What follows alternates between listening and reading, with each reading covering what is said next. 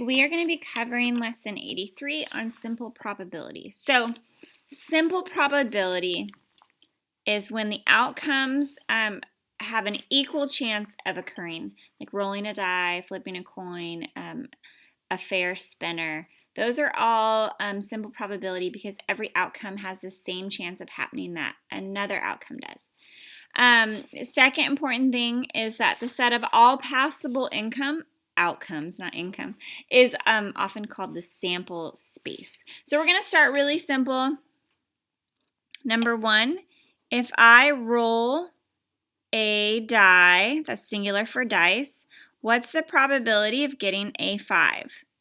Well, my sample space, and I should put SS, right? There's only numbers 1, 2, 3, 4, 5, 6. So here's my sample space. So the probability of rolling a 5, there's only one of them out of 1, 2, 3, 4, 5, 6. So the answer is 1/6, or you can convert it to a percentage. A lot of times probability is given to us in percent, like the probability it's going to rain, right? The weather will say 70%. So in this case, or 16.7%. So that might make it a little bit more comprehensible. 2, if I said what's the probability of rolling a number less than 4?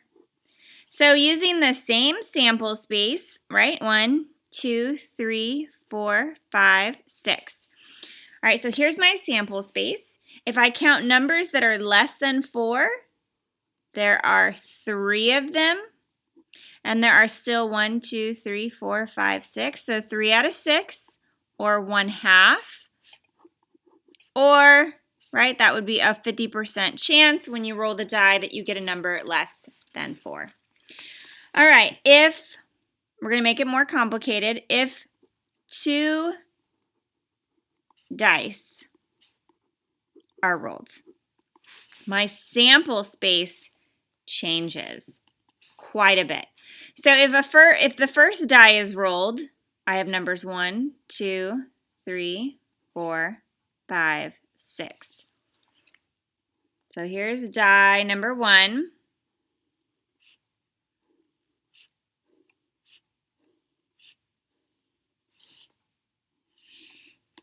But then if I roll another die, I have numbers 1, 2, 3, 4, 5, 6.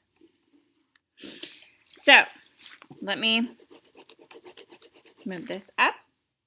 So our new sample space looks like this. Now I'm going to go ahead and record. If I rolled, this would be 1, 1, 1, 2, 1, 3, 1, 4, 1, 5, 1, 6.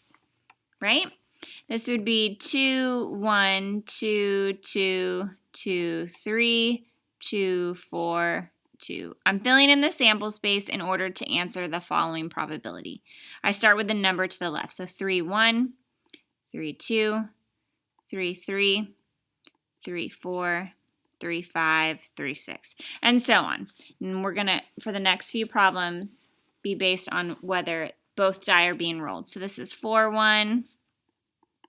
Let me fill this in really quickly, and then we'll start the probability problems.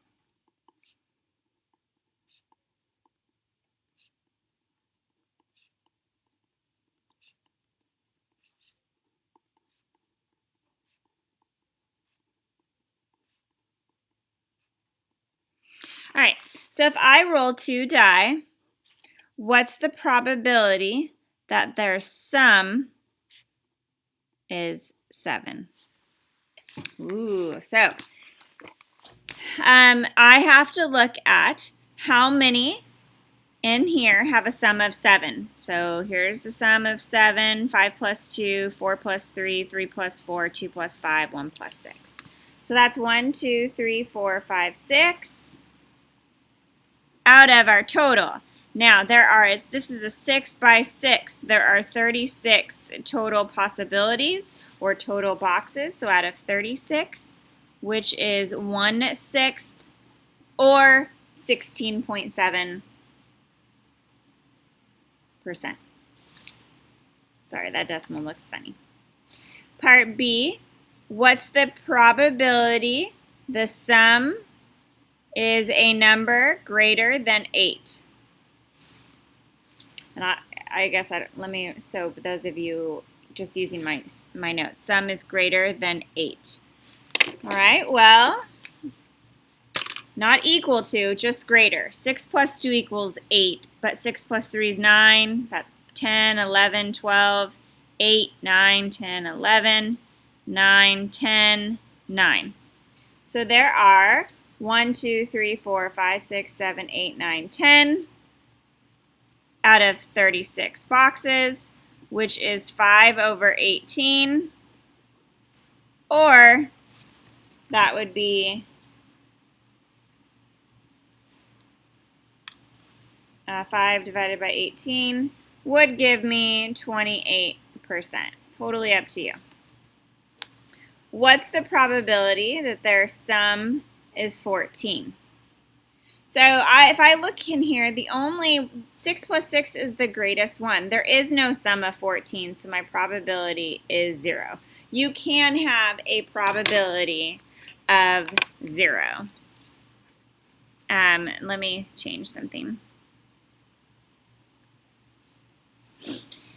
All right, so to conclude, probability, like our answers, lies between 0 and 1. So you can either have a 0 chance of it happening or a 100% chance. So our answers should be between 0 and 1. All right, next part of our notes, and I'm going to go ahead and flip this over. 83 point B covers probability involving independent events. So these are events that do not affect one another.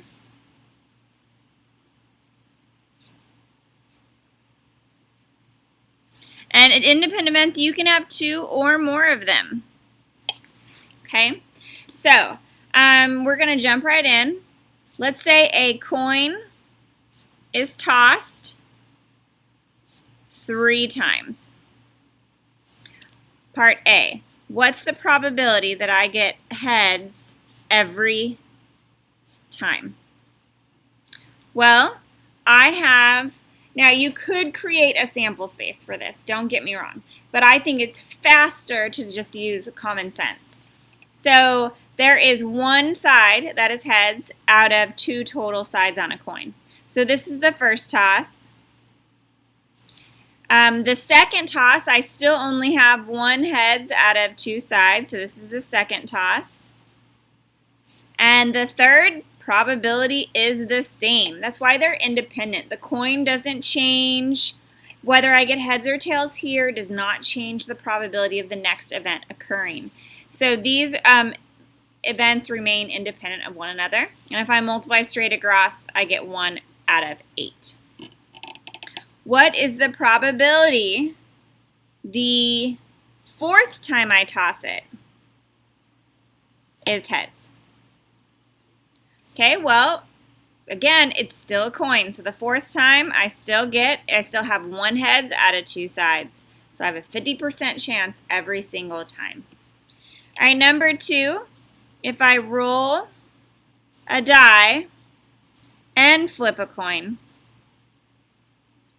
what's the probability, part A, whoops, this is part B, what's the probability that I get a 4 and tails?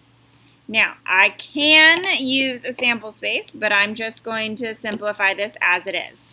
So the probability I get a 4, there's 1 4 out of 6 numbers, and means to multiply. Tails, there's 1 tails out of 2 sides, so my probability is 1 over 12. Okay.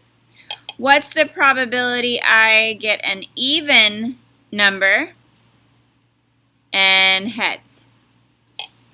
Well, there are 2, 4, 6. So there's 3 out of 6 times 1 added 2. That gives me 3 over 12 or 1/4. Pretty simple. You just multiply the event of one times the other.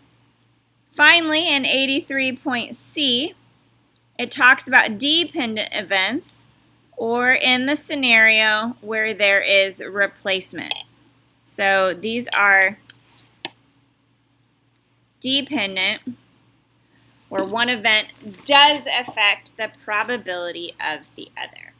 So we're going to do a couple examples, and then we'll be done with this lesson. So number 1, if a jar contains 2 black and 2 blue marbles. Part A, what's the probability that if I reach my hand into the jar, the first one is black and the second one is black, and with replacement, meaning I put the first one back. So I have 2 black, but I have a total of 4 marbles. I take that black one out, but with replacement means after I drew it, I would put it back into the jar and then close my eyes and grab another one, so the chance the next one is black remains the same. So that would give me 4 over 16 or 1/4. Now, what's the probability that they're both black? So the first one's black and the second one, but I do not replace it, so without replacement. So this first event remains the same. The difference is if I already took a black marble out, I only have 1 black left, and that would also change the total to only be 3 marbles left in the jar. This gives me 2 over 12 or 1/6. So not replacing something affects the probability of the second event. Number 2, if I'm going to draw 2 cards from a 52 card deck without replacement, meaning you're going to keep the card. So what's the probability that the first card is red and then the second card is black? Well, in a deck of cards, half of them are red and half of them are black. So I have 26 red cards out of 52. Then, if I go to draw the second card, I now only have 51 cards left, but there are technically 26 black. I'm going to reduce this. 26 out of 52 is 1/2 times 26 over 51. So I get 50. Then I'm going to cross reduce. So this is 13 over 1. So I get 13 over 51. What is the probability the first card I draw is a heart, and then the second card is a diamond?